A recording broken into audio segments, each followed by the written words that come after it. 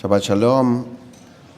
B'rshut Rabbanim, with the permission of the rabbis, I would like to share with you some words of Torah. And first, it was mentioned, Rabbi Harris mentioned, and it was mentioned previously that this book that we start today is called Torah Kohanim, also Ba'ikra, and has another name that is Torah Kohanim. It has all the laws of the priests in the time when the Jews went out from Egypt. And it is the book of the Torah where the young kids, little kids, start studying when they go to a yeshiva. So if you have a little child, the kids will start probably learning from this parsha, from Ba'ikra. So why do the kids start studying Leviticus?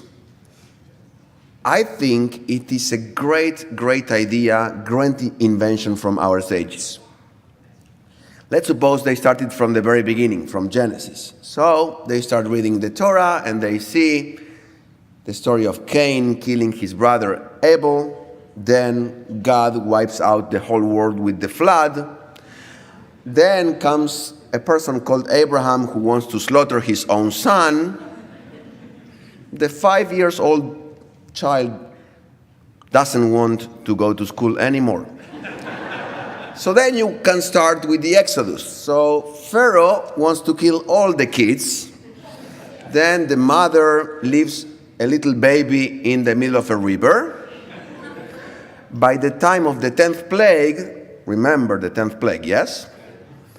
The kid is already studying to be an engineer or starting to prepare for a marathon to run away as far as possible from the synagogue. So Leviticus is tachles. Leviticus is more on the spot. You know how you slaughter a cow. Remember, people were farmers back then, so they've seen all that. They've seen the parts of the body, how people brought sacrifices or different offerings to God. It's more practical. It's less philosophical. So therefore, the book of Leviticus, it is a good way to start the Torah for the little kid. And the book of Leviticus starts with the words Vaikra el Moshe. So God calls Moses.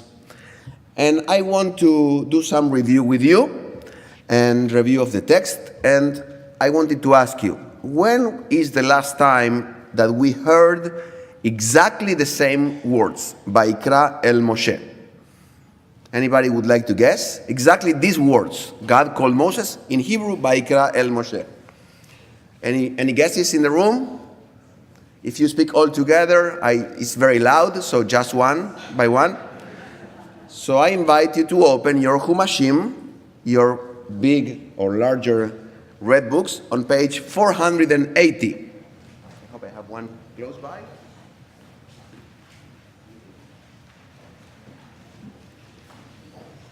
Page 480, and the context is that the Jewish people are in front of Mount Sinai, and on verse 16, you will read, Vaishkon kevod Adonai al Ar Sinai, Vayechaseu Anan, Sheshet Yamim, Vaikra el Moshe. Meaning, the presence of the Lord abode on Mount Sinai, and the cloud hid it for 6 days. On the 7th day, God called to Moses. So, God is calling from Mount Sinai. And at the beginning of the book of Leviticus, Vaikra el Moshe, God is calling from where? Where is God calling from? Come on. From the tabernacle. Yes? Remember, we just read a couple of weeks ago that the Jews constructed the tabernacle with all the details, and God is calling to Moses from the tabernacle. So God had moved from Mount Sinai, and we are carrying a portable Mount Sinai through the desert. No, the holiness is not on Mount Sinai anymore. God calls from the new portable Sinai that we carried, is the tabernacle, and holiness now is in the Israel camp. All the time, The presence of God is there, in the middle of the camp. And because God's presence is closer, and if you make a sin, what happens? What do you need to do?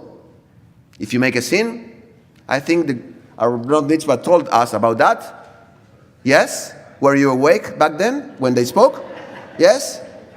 You need to bring a sacrifice, an offering. And let me use the word in Hebrew, you bring a korban. So let's see what the korban is about. And please give me a pass. Now I will use the word korban instead of sacrifice or offering. So you bring an animal, maybe an animal from your own flock, a nice sheep.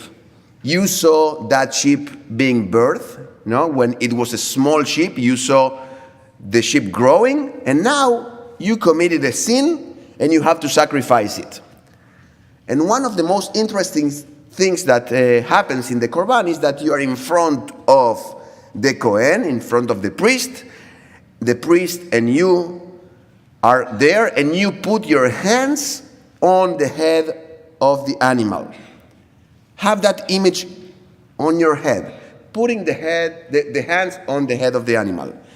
And in the Torah, what does putting the hands on the head mean? Who can tell me another example of putting the hands on the head?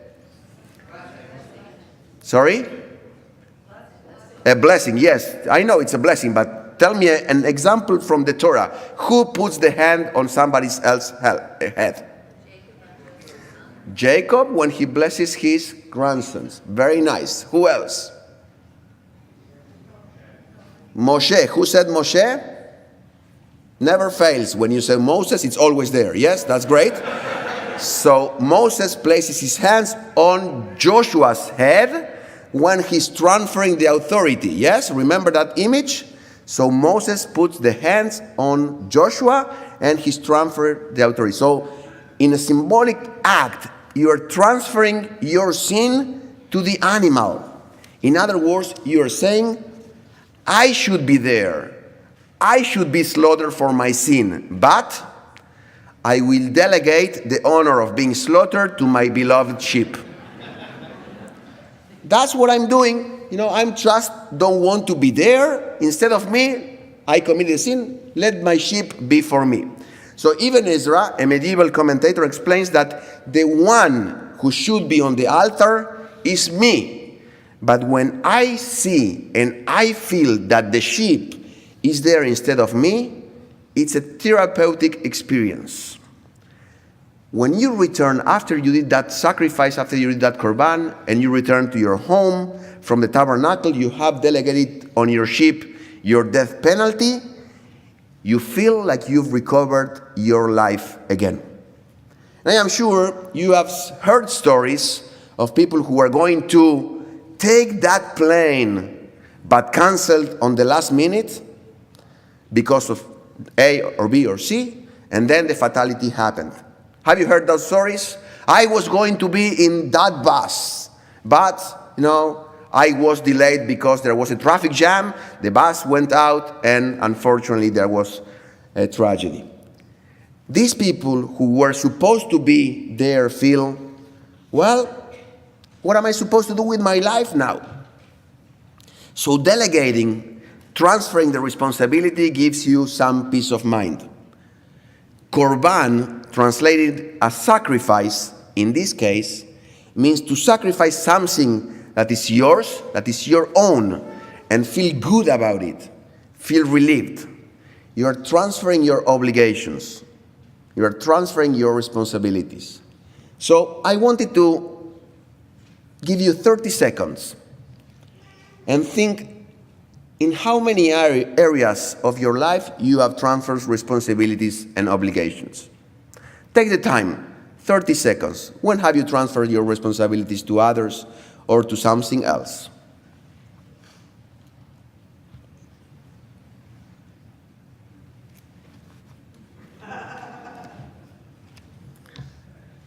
Okay, I hope it was the shortest 30 seconds you ever experienced. So maybe you transfer your obligations in your children's education. Maybe you transfer your responsibilities in cleaning your house or gardening your yard. Maybe you transfer your obligations in your own entertainment and you expect the TV to entertain you. Maybe you transfer your responsibilities in your social responsibility. Maybe in other areas you have decided to transfer your responsibilities and obligations. You place symbolically your hands on your kids' teachers and tutors, in your maintenance person, in your synagogue, and you feel in some way pleased with that. You feel relieved. So according to Ibn Ezra, the korban gives you the possibility to feel relieved. But there's another way to read the word korban, to see that specific word, that specific act. Korban has two meanings. One, from the verb leakriv, as we said, to sacrifice, to offer something. But another one is from the word lekarev in Hebrew, that means to bring closer. So the korban teaches us that you should be all the way around. You bring a korban to be closer to God. You put your hands on your beloved sheep to understand you should have been there, and therefore I will become more careful next time. You delegate your own children education to your school to help them grow, but for you to grow too. You learn how to sing the Torah, or they learn how to sing the Torah, and you have to learn with them too. Because that is the obligation. You become closer to God. I delegated swimming lessons to a teacher, so I will learn how to swim another swim style this summer. I transfer my obligations and responsibility, not to say, I did it, I checked, it's done, but in order to become closer to Hashem, closer to God. I bring a korban because I know I should be slaughtered instead, but also because I know next time I will avoid being there for a sin I committed. I bring a korban not only to save myself, but to improve myself, to get closer, karov, closer to God. Dear friends, I started asking, why do we start studying, or why do kids start studying the book of Leviticus? And I think the answer is to teach parents that if they are going to delegate Jewish education, the parents are those who need to get closer, and the parents are those who need to improve their own Jewish experience too.